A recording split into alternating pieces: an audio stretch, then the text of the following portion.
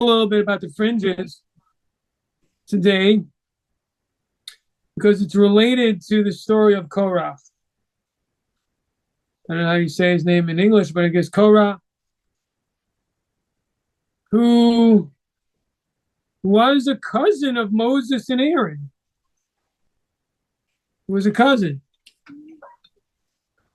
And he disputed and really rebelled against the authority of Moses and against the position of against Aaron's entitlement to his position. Right? Hold on a moment. Okay. And so what I wanted to start talking about actually, and we're going to come to the issue of the fringes, because Korach, he brings up a question and then mocks Moses because of the question that he asked in regard to the fringes, which that question is, if we put the aquamarine dye, well, he asked the following question. He said, let's say you have a robe that is completely dyed in aquamarine coloring. Do you still have to have wool twine or wool strings attached to the fringes of this garment that are aquamarine, used with the special dye, aquamarine dye from the Chila zone animal? Why do you need that? Well, he didn't ask it that way. He said, do you still need to put the fringes, these strings onto a garment that is completely aquamarine? Moses said yes. So he laughed at him in front of the elders of the community and other dignitaries. He said, if the whole garment is blue, so why should you then need fringes with strings that are blue? The whole thing's blue. This doesn't make sense. And that was one of the basis of his rebellion against Moses, saying that, this is not, that his authority is not valid, God forbid. So we're going to come to this. I'll come back to it. So that was one of his arguments. The other argument was in regards to the mezuzah, in regards to the parchment. Very similar point. He says if you have a house or a room full of holy books, Torah scrolls, do you still have to have a piece of parchment hung to and attached to the doorpost? Moses, of course, said yes. Again, he scoffed at him. He said, if the whole house is full of Torah scrolls, and why do you have to have why do you have to have a couple of chapters on a scroll on the doorpost? And he mocked Moses, and he tried to prove from this that his authority is illegitimate. So we have to understand these claims. What was exactly Korach's claim, and what was his mistake? And what lessons can we learn? The main thing is, what lessons can we learn? Because the Torah is trying to give us a lesson. I mean, why do we really have to tell these stories? Is it just to air dirty laundry? That in the desert, there were those of the children of Israel that rebelled, that complained. Why are we airing all this dirty laundry? The answer must be that it's to teach us something. And to teach us something, though, is so important that we're airing dirty laundry. If it wasn't important enough, then it would be wrong to bring up all this negativity. It must be that some very important lesson here. Sometimes we need to, unfortunately, because of human nature, sometimes we have to show the demise of people who are rebellious, who are offenders, in order for people to get shaken up and learn the right lessons so they stay on the right track. So it's tough love. And it's the same thing with the chapters of the rebuke. Why does God tell Moses what's going to happen to the children of Israel if they don't listen, and all these curses? Very harsh. But the answer is to warn them so that they don't do it. I mean, that's the main reason, is don't do these things so this will not happen, right? I mean, that's the main point. So But I want to get to another question before we come back to this. Meaning to say, before we get to Korach himself, I want to juxtapose Korach with the spies and ask, is there anything that these two groups have in common? Is there any common thread running between the mistake of the spies and the mistake of Korach? So first of all, I'd like to suggest that Korach and the spies have two alternative, opposite kind of tests from a certain perspective. What I mean to say is there's a test of the poor man, and that could be poor in wealth and also poor in prestige. And then there's the test of the wealthy, prestigious man. So when a person is born in a situation in which they get very little respect in life, and they have socially, their stature is very small. Maybe they're mistreated. So that's the poor man. So the self-perception of the poor man is I can't. It's too big for me. It's not something I can do. Right? Now that's a test. Why? Because God has lofty aspirations for every person. You know, every person has a mission. Every Jew has a mission. And a person, God forbid, could fall into an attitude because of the difficulties of their life, feel that I'm really nothing. I'm very small. I'm almost like an animal. And I don't really play a role in anything, and there's nothing I can do. I'm overwhelmed by my passions, by my circumstances, and I'm really a nobody, and there's no point. So that's a very difficult test. And obviously that person is forgets God's love for him, forgets God's faith that God has in him, and forgets to have faith in the fact that God will help him accomplish the missions he needs to accomplish. But there's someone on the other end of the spectrum too. And the other end of the spectrum is the test of the rich man. The rich man, on the other hand, he feels what? I'm an authority. Everyone respects me, and he grows up with a feeling of an authoritative feeling and feeling like he's an expert. You know, look, every millionaire is an expert on everything he's never studied and doesn't know anything about. You know, like Bill Gates, he knows everything about anything. Man, he's not a scientist, right? Old criticism. But the point is, I think that there's some kind of a saying about that, like, you know, depending on how many zeros you have after the dollar sign in your bank account, that's how much you are an expert in everything. Something like that. You know, the more money you have, the more people just end up listening to you and nodding their heads to you, the more influence you have, even though you really may not know much. But that is the trap of the wealthy, prominent person. And because people feed into it. People don't tend to not criticize them. They tend to praise them all the time. So they're constantly being built up to think that there's something very special, almost divine. I feel like they're almost above all the other human beings, all other creatures.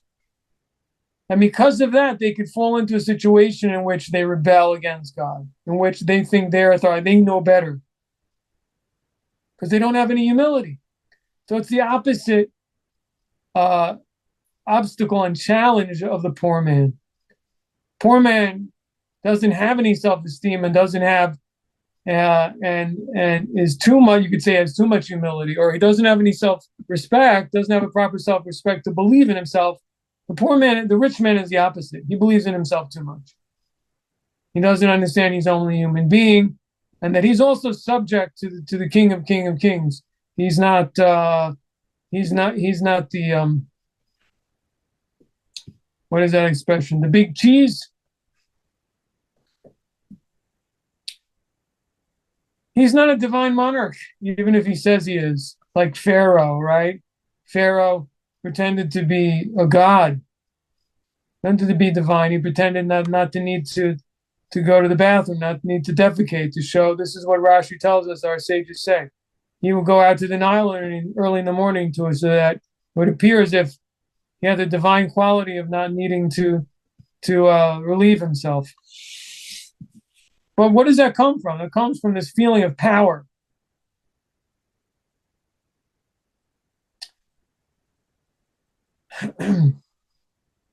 So I see the first aspect in the spies and the second aspect in Korach.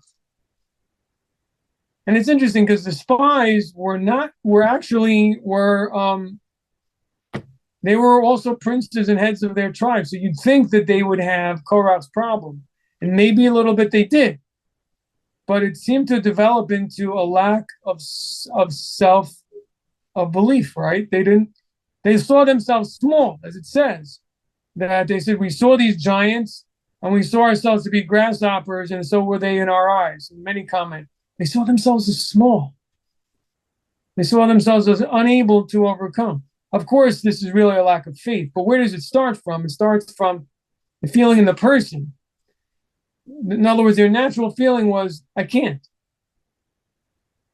And they didn't overcome that with faith to say, I can't, but God can. So what I was thinking about is I would like to suggest, and similar to something I said on our last meeting, is that when Moses directed them, and here's the interesting nuance over here. So Moses tells them, I want you to go into the land, right? Last week's reading, right? I want you to go there. I want you to check out all the cities. I want you to check out the nations. How are they strong? Are their cities fortified? Are they unfortified? Do they have any big trees there? Do they have any fruit there? What kind of land is it? So basically, he's asking them to come back and give him information. So number one, it said that, he never asked them for their opinion. But at the same time, he did not ask them for their opinion. In other words, if you listen to the question, it would almost appear like, is he asking them for their opinion, or he's not asking them for their opinion? No, which is it? Moses is saying, I want you to tell me how the city is fortified. Give me all this information. I mean, that's true, but the question was, what was implied? When Moses said, I want you to tell me if the cities are powerful, what kind of people were there? So he was saying, tell me if this is a powerful nation or it's not a powerful, right? So obviously what they did wrong is to say we can't. But if they would have just stopped by saying, this is really tough, it would have been the truth. But the thing is that I think where they went wrong is, and this is where it's really interesting with the spies, because on the one hand, we see this lack of, self-belief in their ability that God would help them to succeed here against these powerful nations. But on the other hand, when it came to Moses, they had too much. They had too much. How do I say? When it came to that, they did not have enough of a submission to Moses' authority. In other words, they had their own opinion here. They were giving their own opinion, and they inferred from Moses' conversation with them that they should give their own opinion, that their opinion was somehow wanted here. So that was disrespectful, and that showed a bit of arrogance. So on the one hand, there's this arrogance here. We didn't ask for your opinion. Do your job. Come with humility. You're told to do a job. Don't think, but they were thinking. So that's an interesting thing. And again, psychologically, it's fascinating because you often find that the same person who has a bit of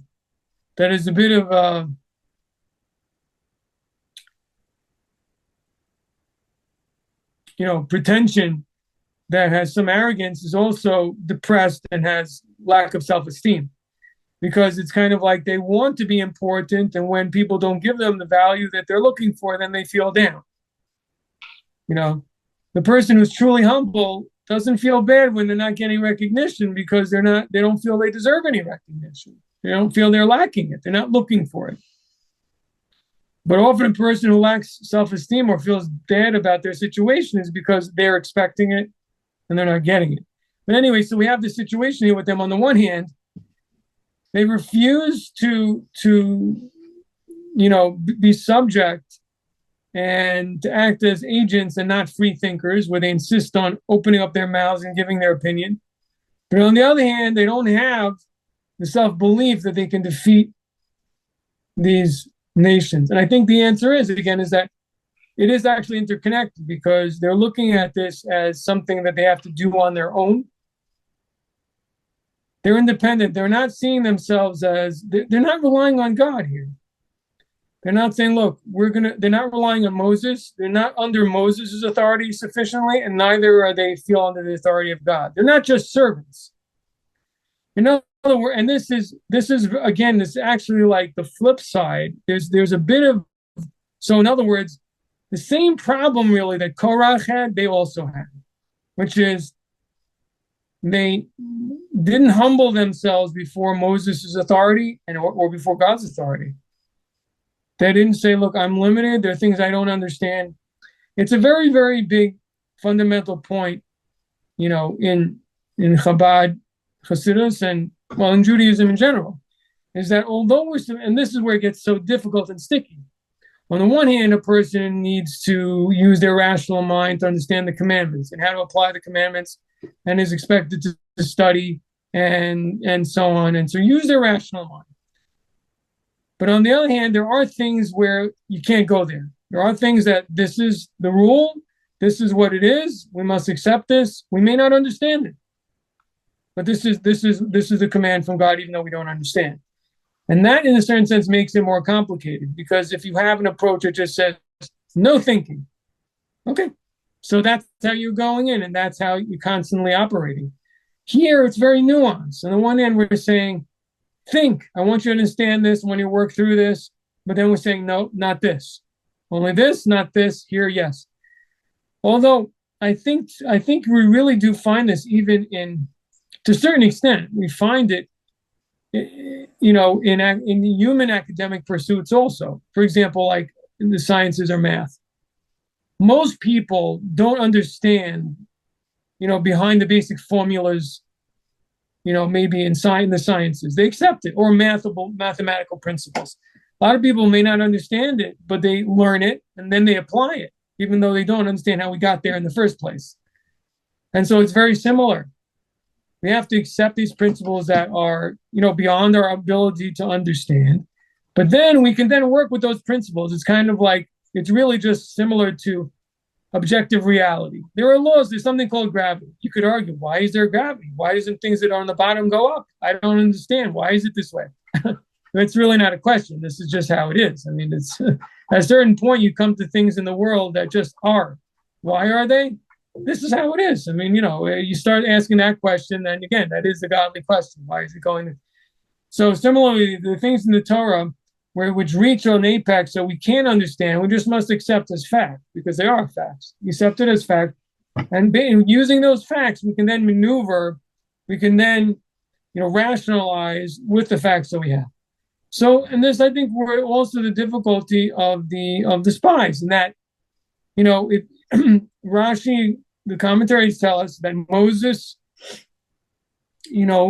received the Torah from the Almighty. He taught it to Aaron, and then he brought Aaron's sons, and then he taught it to the elders.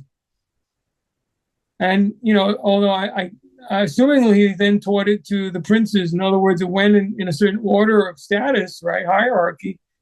And so they were taught Torah probably before the masses. And they're developing this, understanding of Torah and everything. Suddenly they're told, no, you can't, this isn't something, we don't need your judgment here.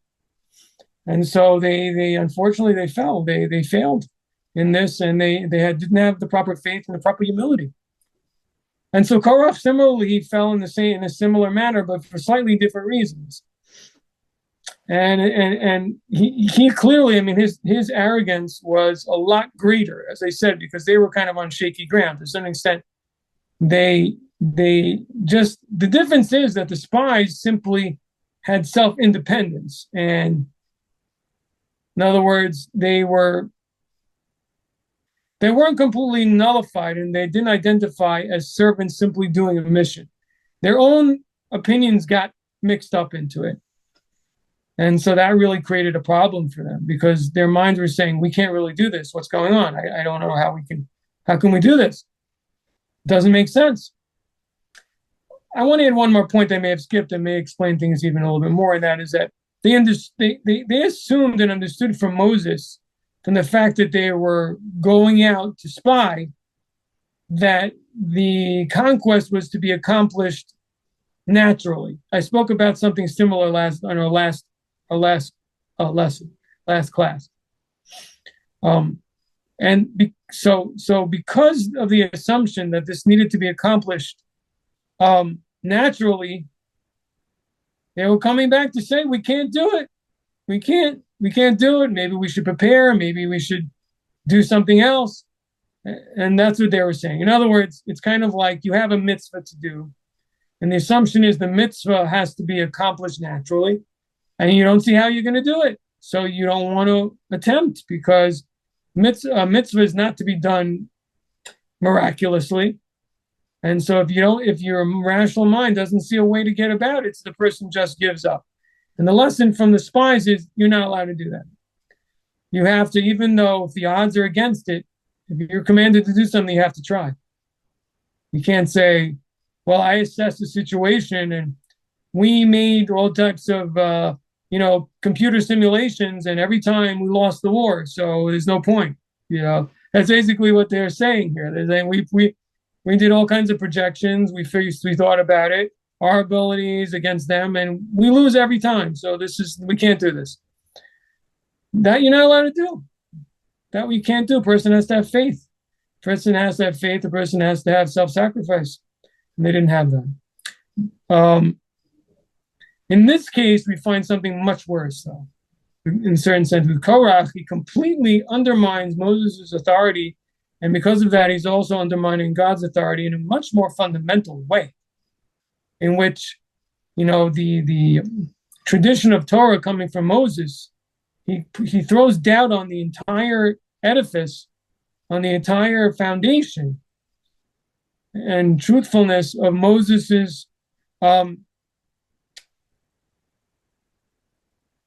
receipt and transmission. He puts down into the transmission from God to Moses and Moses to the people that it's inaccurate, basically that plagiarized, God forbid, that Moses is making things up. So let's go. So, and where did this stem from? It stemmed from Korach's high position. He was also, our sages say, he was very, very wealthy. He was from the class of the Levites, so he held a high position. And you could even say that Moses' position and Aaron's position, made him feel bigger, more, and made him feel entitled. As Rashi explains to us, he really didn't get really, really angry and jealous until Moses appointed someone else to be the head of the family of Kahat, the Levite family. Once someone else was appointed to that position, I think it was then he really got upset. He's like, I got skipped over. I don't understand this. And that's really angered him. And then he started questioning everything. And of course, you could come to ask yourself, were these questions real, or was it just a pretext? It's, to a certain extent, it's a pretext, because he didn't bring it up until he was fully slighted personally. So when Aaron was first chosen, he didn't complain. It's only when after that he was skipped over, and then he complained. Right? So you see that initially he didn't question Moses' authority until he got insulted, and then he started questioning it. So that means it's coming from a place of jealousy. And then he started building up this whole theory around it, that Moses was dishonest, God forbid. So, so we have to be very careful about both these two positions, both not to be to feel small when we suffer from difficulties, to know that we can still accomplish many, many great things, particularly spiritually and ethically. But also the person who's great has to realize that all that is given to them by Hashem, and really alone they're nothing but a naked babe in the dust. There is nothing, everything God has given them. They're just like they came out of their mother's womb. On their own, they don't have anything. And they have to really work on that and not let the benefits and gifts that were given to them come to, go to their heads. And the commentaries explain that, in fact, this was exactly Moses' quality. So it's interesting that Korach fought against it, because Moses' quality was, even though he was this great man of God, and he had this incredible status, which he knew no one else had, in which the creator of the universe came and personally spoke to him, was intimate with him at almost any time. Nobody, and he was obviously the king over a large nation of 600,000 people, right? Basically, I mean, he was the leader. And yet he was the humblest of persons, because he didn't feel that he was really entitled to any of his greatness, and it just made him feel smaller. He didn't feel that he really merited any of these things. And it's brought in Hasidic works, and I'm sure elsewhere too, that he felt that if these gifts were given to someone else, they would have done a better job. He felt that he didn't deserve it. So that's a true humility. So in other words, from all the greatness, instead of that swelling up his head, he only became even more humble because of the gifts that he was given. So that's a truly humble person.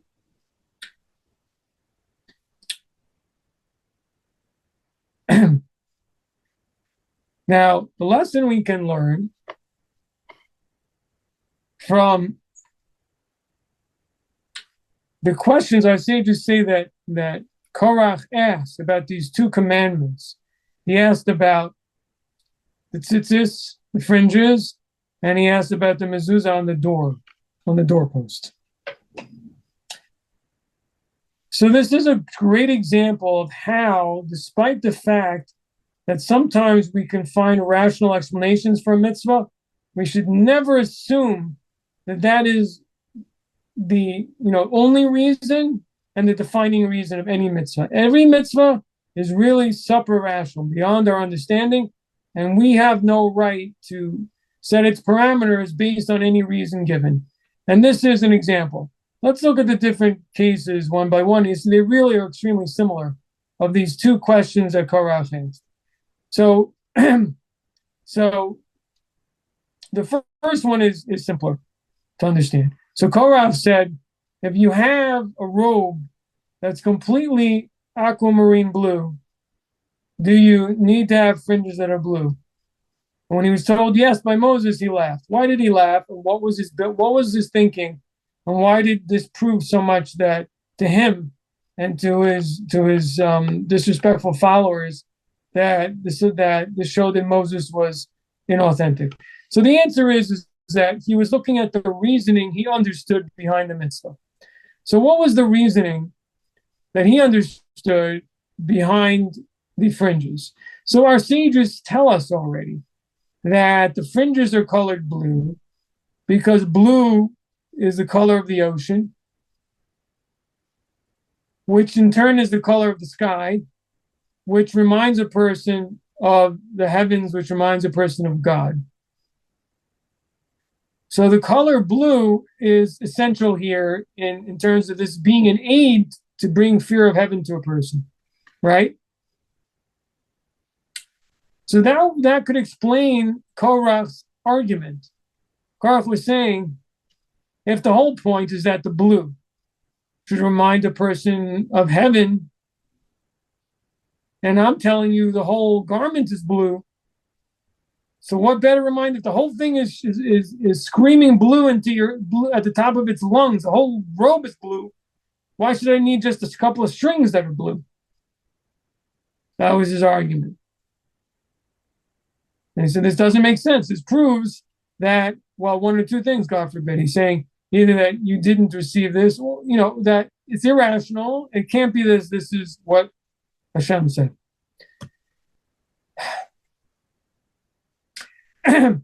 The second question, of course, that wasn't true, but we're going to get back to that in a moment.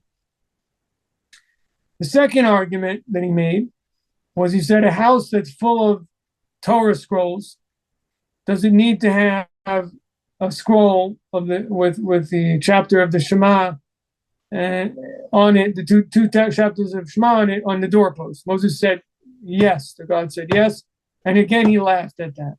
So why did he laugh at that? So again, I'd like to suggest there may be other explanations, but it is an understanding of many that these scrolls on the doorposts act as a protection for the home, right? It's widely thought of that, and even I think our sages do allude to the same idea, that these scrolls on the doorpost protect the home.